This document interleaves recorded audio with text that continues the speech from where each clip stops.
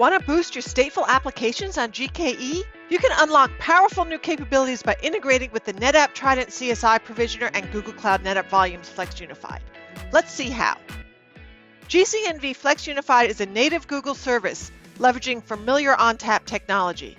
It supports both block and file workloads on a single storage pool, delivering the performance, data protection, and scale you expect from ONTAP, with seamless integration into other Google services, including IAM and billing, among others.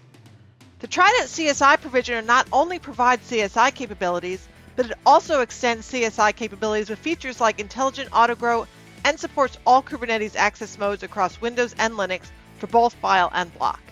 It's free, open source, and available on GitHub. In this demo, we'll use a GKE cluster to host block and NAS volumes on a Flex Unified storage pool. We'll install Trident via Cloud Identity, configure backends and storage classes, and deploy BusyBox pods using iSCSI and NFS PVCs.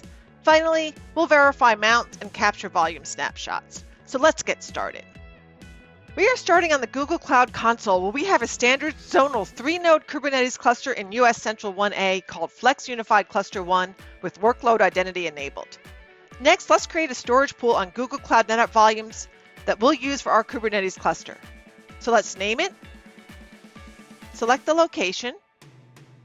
We use the Flex Unified service level, and we'll make zonal availability and in Zone A. We'll set the capacity at 1024. We'll leave the default throughput and IOPS, although we could change them if our applications needed more. And then we'll throw on a label and let's create that storage pool. And then the storage pool will come up.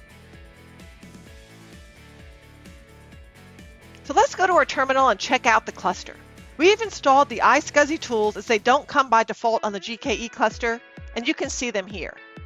So next, let's install Trident via Helm, although there are multiple ways to install Trident.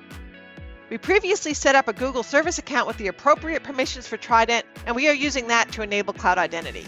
This Helm command will install Trident using Cloud Identity as well as create the Trident namespace and install it there. So let's just give it another moment to fully come up. And now that looks all up and running. The next step is to load the backends.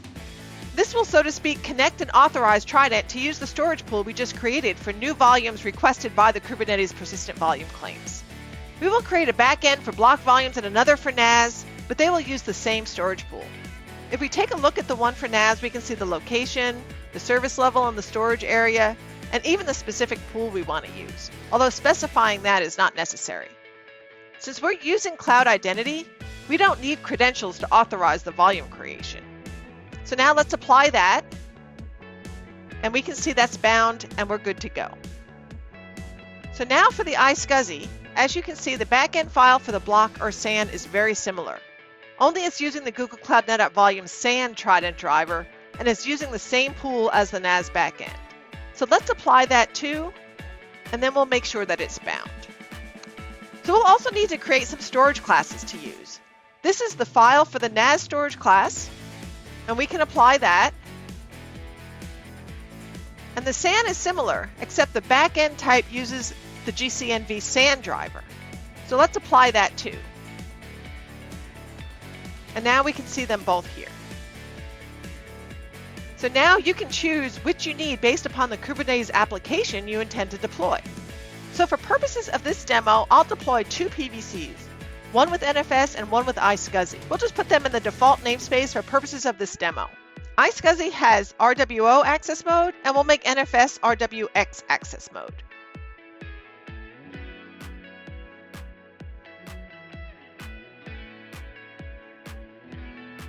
So now those PVCs are up, and the iSCSI one is slightly larger just to allow for some overhead. And we can see the volumes on the GCNV backend.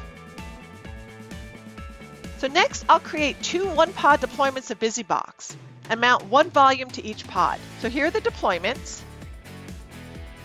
And both of those PVCs are mounted to mount/storage on each of the pods. One has NFS and one with iSCSI. So let's apply that manifest. So after a few moments, the pods will come up.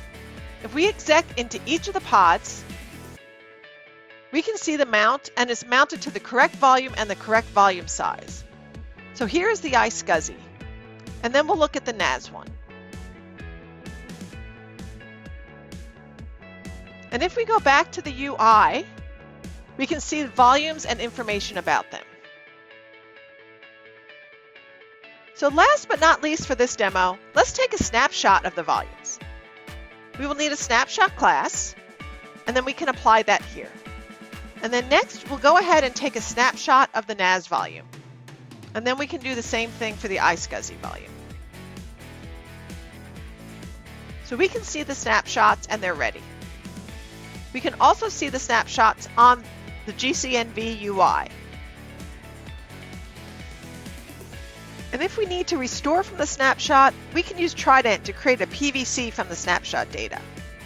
And in addition, we can even use Trident to clone directly from a PVC data, or even import a brand new volume. It's that simple. Now you can get great enterprise-level reliability and performance for your stateful applications for GKE with Google Cloud NetApp Volumes. Try it out and learn more using the QR code below. Thank you for watching and have a great day.